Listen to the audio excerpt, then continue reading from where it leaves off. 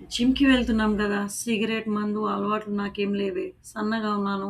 అసలు నాకేం కాదనుకుంటున్నారా? ఇండియాలో చనిపోతున్న 10 మంది హార్ట్ పేషెంట్‌లో నలుగురు ఇలాంటి వాళ్ళని గుర్తుంచుకోండి. Hello friends. నమస్తే. ఈరోజు మీతో చాలా ముఖ్యమైన విషయం మాట్లాడాలి. ఈ మధ్య కాలంలో మీరు సోషల్ మీడియా ఓపెన్ చేసినా, న్యూస్ చూసినా ఒక్క విషయం మాత్రం గమనించారా? నిన్నటి దాకా మనతో నవ్వుతూ మాట్లాడిన 30 ఏళ్ల కుర్రాడు గూడా జిమ్‌లో వర్కౌట్ చేస్తూ సడెన్‌గా పడిపోయి చనిపోయాడు.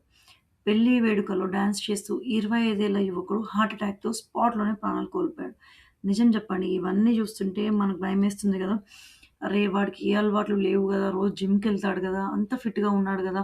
మరి వాడికి హార్ట్ అటాక్ ఎందుకొచ్చింది అని మీరెప్పుడైనా డౌట్ వచ్చిందా మీకు? మనం ఏమనుకుంటామంటే సిగరెట్లు తాగే వాళ్ళకో, ఆల్కహాల్ తీసుకునే వాళ్ళకో, లేదా బాగా లావున్న ముసలి వాళ్ళకో హార్ట్ అటాక్స్ వస్తాయని అనుకుంటాం.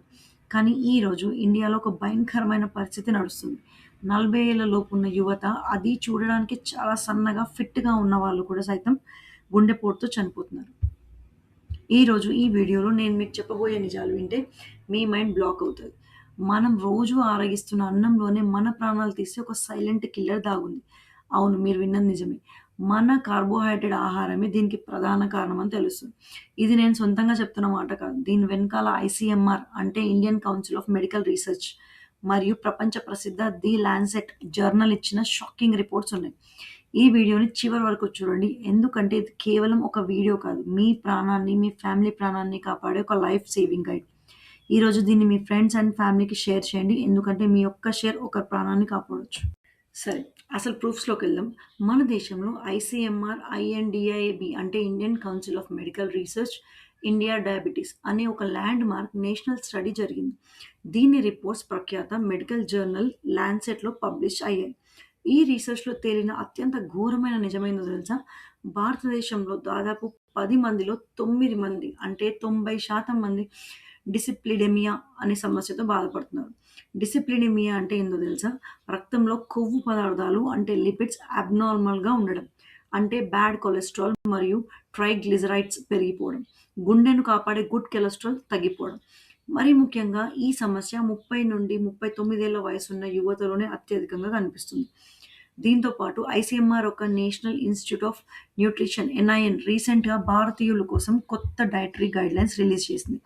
అందులో వాళ్ళు క్లియర్‌గా ఏం చెప్పారంటే, భారతీయులు తీసుకునే ఆహారంలో కార్బోహైడ్రేట్స్ అంటే దాంట్లో ఉన్న పిండి పదార్థాల మోతాదు విపరీతంగా పెరిగిపోయింది.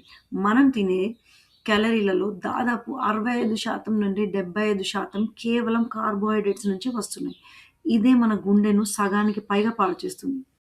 ఇక్కడ మీకో డౌట్ రావచ్చు. కొవ్వు పదార్థాలు, నూనె తింటే కదా కొలెస్ట్రాల్ పెరిగేది. అన్నం, చపాతీ లాంటి కార్బోహైడ్రేట్స్ తింటే కొలెస్ట్రాల్ ఎట్లా పెరుగుతుంది అని. ఇక్కడే ఉంది అసలు ట్విస్ట్. మన బాడీ మెకానిజం ఎలా ఉంటదంటే, మనం తెల్లటి అన్నం, మైదా, బ్రెడ్‌లు, బిస్కెట్‌లు, స్వీట్లు తిన్నప్పుడు మన శరీరం వాటిని గ్లూకోజ్‌గా మారుస్తది. మనం రోజువారీ పనులకి కొంత గ్లూకోజ్ ఖర్చయిపోతది. కానీ మనం ప్లేట్ నిండా అన్నం పెట్టుకొని కూర ఇంతే తింటాం గదా! ఆ మిగిలిపోయిన ఎక్సెస్ గ్లూకోజ్ అనేది అంతా ఎక్కడికెళ్తుందో తెలుసా? మన లివర్. ఆ మిగిలిన గ్లూకోజ్‌ని ట్రైగ్లిజరైడ్స్ అనే ఒక ప్రమాదకరమైన బ్లడ్ ఫ్యాట్‌గా మారుస్తుంది. ఇది ఒక డొమినో ఎఫెక్ట్ లాంటిది. రక్తంలో ట్రైగ్లిజరైడ్స్ పెరిగిపోతాయి.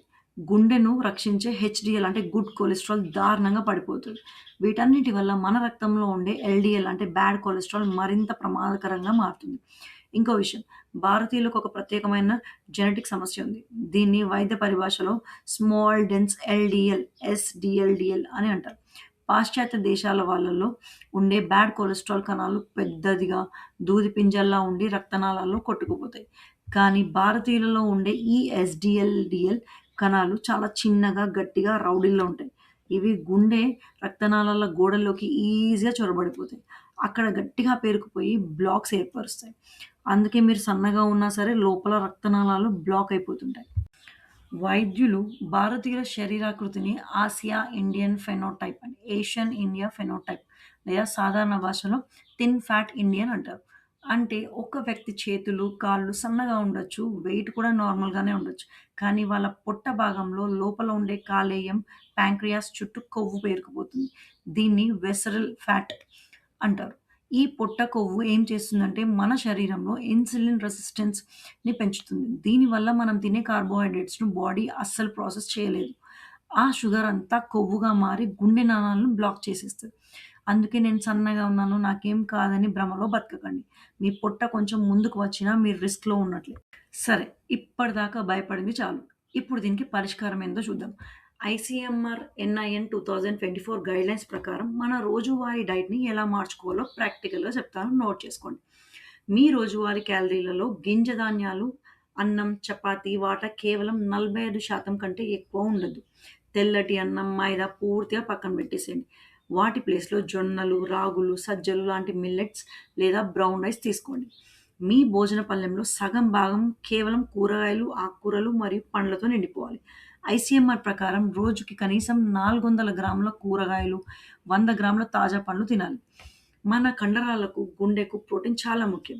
మీ ప్లేట్‌లో 15% భాగం పప్పులు, శనగలు, రాజ్మా, పన్నీర్, కోడిగుడ్లు లేదా చికెన్, చేపలు ఉండేలా చూసుకోండి. ఇంకొకటి ముఖ్యమైన గమనిక ఏందంటే, జిమ్‌కి వెళ్ళే వాళ్ళు విచ్చలవిడిగా ప్రోటీన్ సప్లిమెంట్స్ పౌడర్‌లు వాడొద్దు. ఐసీఎంఆర్ ఇది క్లియర్‌గా హెచ్చరిస్తుంది. సహజ ఆహారం నుంచే ప్రోటీన్ తీసుకోండి. రీఫైన్డ్ ఆయిల్స్ వాడకం తగ్గించండి. రోజుకొక వ్యక్తికి 4-5 టీ స్పూన్లు మాత్రమే నూనె సరిపోతుంది. అంటే దాదాపుగా 25-27 గ్రాముల నూనె సరిపోతుంది. గానుగ నూనెలు లేదా గింజలు, సన్‌ఫ్లవర్ గానుగ నూనెలు లేకపోతే వేరుశనగలు లేదా నువ్వుల నూనె వాడుకోవచ్చు.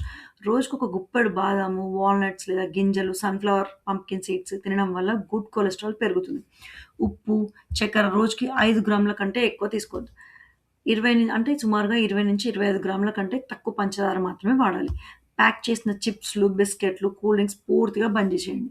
డైట్‌తో పాటు మన లైఫ్ స్టైల్ మారాలి. గుండె జబ్బులు రాకుండా ఉండాలంటే ఎలాంటి వ్యాయామాలు చేయాలో డాక్టర్లు ఏం చెప్తున్నారంటే, వారానికి కనీసం 150 నిమిషాలు అంటే రోజుకు 30-40 నిమిషాల పాటు లైట్‌గా వాకింగ్ చేయడము, వేగంగా నడవడము, సైక్లింగ్ లేదా ఈత కొట్టడం చేయాలి. నడిచేటప్పుడు ఒంటికి చెమట పట్టాలి. గుండె వేగం కొద్దిగా పెరగాలి.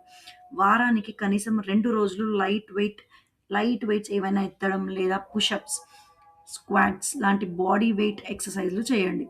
ఇది మన శరీరంలో ఇన్సులిన్ సెన్సిటివిటీని పెంచి కొవ్వు కరగడాన్ని హెల్ప్ చేస్తుంది. ఈ రోజుల్లో 30 ఏళ్లలోపు వాళ్ళకు వచ్చే హార్ట్ అటాక్స్‌కి మెయిన్ ట్రిగ్గర్ ఐటీ ఉద్యోగాల స్ట్రెస్ మరియు రాత్రుళ్ళు నిద్ర లేకపోవడం. రోజుకి 7-8 గంటల ప్రశాంతమైన నిద్ర ఖచ్చితంగా ఉండాలి.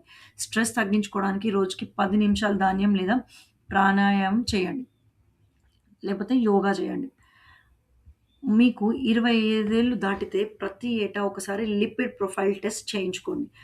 అందులో కేవలం ఎల్‌డీఎల్ కొలెస్ట్రాల్ మాత్రమే కాదు, ట్రైగ్లిజరైడ్స్ ఎంత ఉన్నాయో జాగ్రత్తగా చూసుకోండి. ఒకవేళ మీ ట్రైగ్లిజరైడ్స్ 150 దాటితే అంటే 150 దాటితే వెంటనే అలర్ట్ అవ్వండి. చూసారు కదా ఫ్రెండ్స్. గుండెపోటు అనేది ఒక్క రోజులో సడెన్‌గా వచ్చేది కాదు. మనం రోజు తినే విపరీతమైన అన్నం, మైదా, జంక్ ఫుడ్ వల్ల సంవత్సరాల తరబడి మన రక్తనాళాల్లో పేరుకుపోయే కొవ్వే ఒకరోజు సడెన్‌గా గుండెపోటులాగా మారుతుంది. ఇప్పటికైనా మించిపోయిందేమీ లేదు. ఈ రోజే మీ డైట్ మార్చండి. ప్లేట్ నిండా అన్నం పెట్టుకోవడం ఆపేసి కూరలు, పప్పులు, పండ్లు ఎక్కువగా తినడం అలవాటు చేసుకోండి. రోజుకి అరగంట మీ శరీరం కోసం కేటాయించండి. చివరగా ఒక చిన్న మాట. ఈ వీడియోని నేను కేవలం వ్యూస్ కోసమో, లైక్స్ కోసమో చేయట్లేదు. ఈరోజు మన చుట్టూ ఉన్న యువత ప్రాణాలు కోల్పోతుంటే చూస్తూ తట్టుకోలేక ఈ అవేర్‌నెస్ అందరికీ రావాలని చేశాను. దయచేసి ఈ వీడియోని ఇప్పుడే మీ వాట్సాప్ గ్రూప్‌లో మీ ఫ్రెండ్స్‌కి, మీ ఫ్యామిలీ మెంబర్స్‌కి ముఖ్యంగా 40 ఏళ్లలోపు ఉన్న మీ ఆఫీస్ కొలీగ్స్‌కి షేర్ చేయండి. మీ ఒక్క షేర్ వల్ల వాళ్ళు తమ ఆహారపు అలవాట్లు మార్చుకోవచ్చు. రేపు పొద్దున వాళ్ళకి రాబోయే పెద్ద ప్రమాదం తప్పొచ్చు. ఒకరి ప్రాణాన్ని కాపాడిన పుణ్యం మీకు దక్కుతుంది. ఈ ఇన్ఫర్మేషన్ మీకు నచ్చితే లైక్ చేయండి. మీ అభిప్రాయాన్ని కామెంట్ సెక్షన్‌లో నాతో పంచుకోండి. ఇలాంటి మరిన్ని హెల్త్ అవేర్‌నెస్ వీడియోల కోసం మన ఛానెల్‌ని సబ్స్క్రైబ్ చేసుకోండి. Stay health, stay safe. మీ గుండెని జాగ్రత్తగా చూసుకోండి. జై హింద్.